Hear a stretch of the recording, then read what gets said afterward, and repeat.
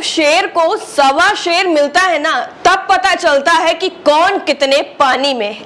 और ठीक यही हुआ है इस बार बीजेपी के विधायक के साथ, क्योंकि जब तक शेर जंगल में अकेला होता है तब तक वो खुद को राजा समझता है, लेकिन जैसे ही उसका सामना सवा शेर के साथ होता है तब पता चलता है कि आखिर दोनों में राजा कौन है और कौन राज करेगा जंगल पर।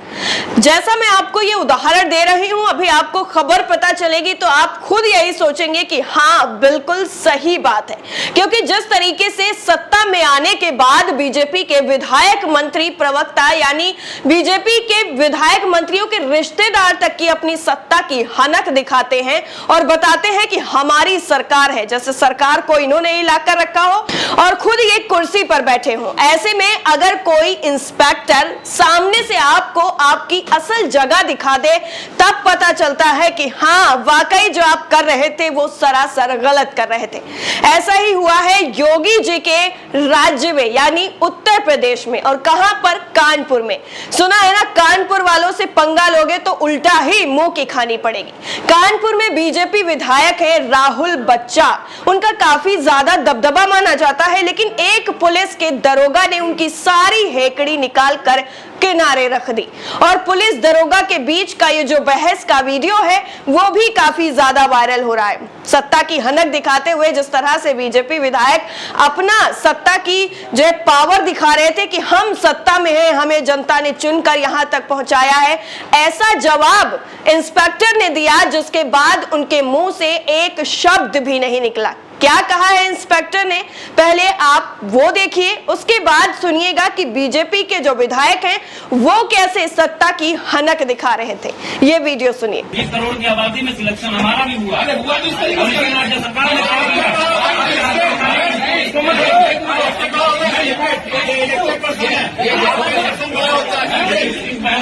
आपको ये संस्कार नहीं मिले, आपने पढ़ाई अच्छे संस्कार ध्यान देने वाली बात मत करो।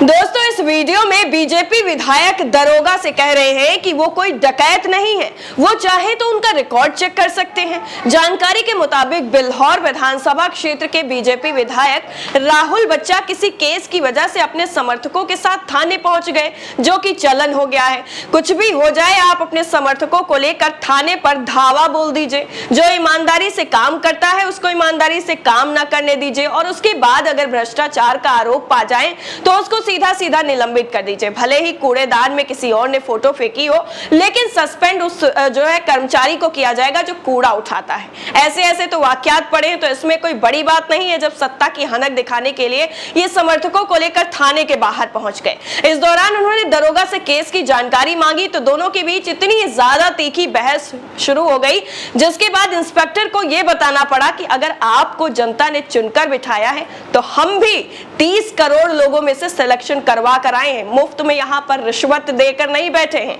जिसके बाद बीजेपी विधायक की इस तरह से खिसियाहट हुई है कि उसके बाद उनके मुंह से एक शब्द भी नहीं निकला और अच्छा करके निकल गए।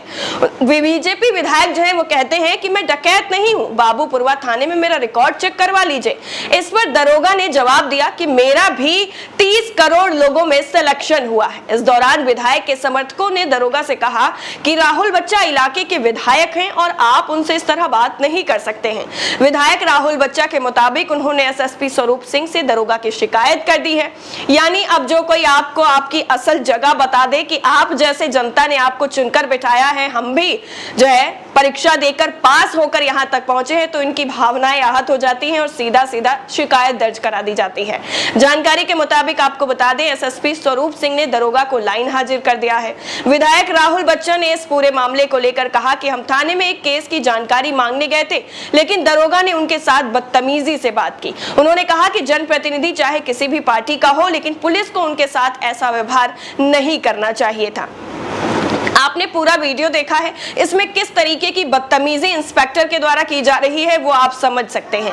अगर कोई सत्ता की हनक के विरुद्ध चला जाता है तो उस पर जो है मानहानि के ऐसे आरोप लगा दिए जाते हैं। यानी सत्ता की हनक आप दिखाइए, आपके सामने सब घुटने टेक कर खड़े हो जाए, जी हुजूर करते रहे, तब तक तो वो बहुत अच्छा है, बहुत अच्छा इंस्पेक्टर, बहुत अच्छा दरोगा है, उसकी तारीफों में पुल बांधे जाएंगे। लेकिन जैसे ही वो आपके सामने आकर ये बोल दे कि अगर आप यहाँ आए हैं तो हम भी कहीं ना कहीं से अपनी खुद की मेहनत से यहाँ पर पहुंचे हैं। तो आपको बुरा लग जाएगा, मिर्ची लग जाएगी, और मिर्ची ऐसी लगेगी कि आप उसकी नौकरी खाने की नौबत पर आ जाएंगे। और यही जनता की आप बात भूल जाते हैं कि आप उनसे किए हुए वादों को कैसे हवा में उछालते रहते हैं, उनकी भावनाओं के साथ खिलवाड़ करते रहते हैं। वादा कुछ करते हैं, निभाते कुछ और हैं, और बाद में वही होता है कि आप तो धोखेबाज हैं, वादा करके भूल जाते हैं। जनता इस तरीके से ताने कसती है, तब भी जरा सी भी जो है इनके अंदर नहीं आती है कि अगर वादा किया था तो उसको पूरा किया जाए। लेकिन जैसे ही इनकी बात आ जाती है सामने वाले से, कहते हैं ना शेर को जब सवा शेर मिल जाता है तो फिर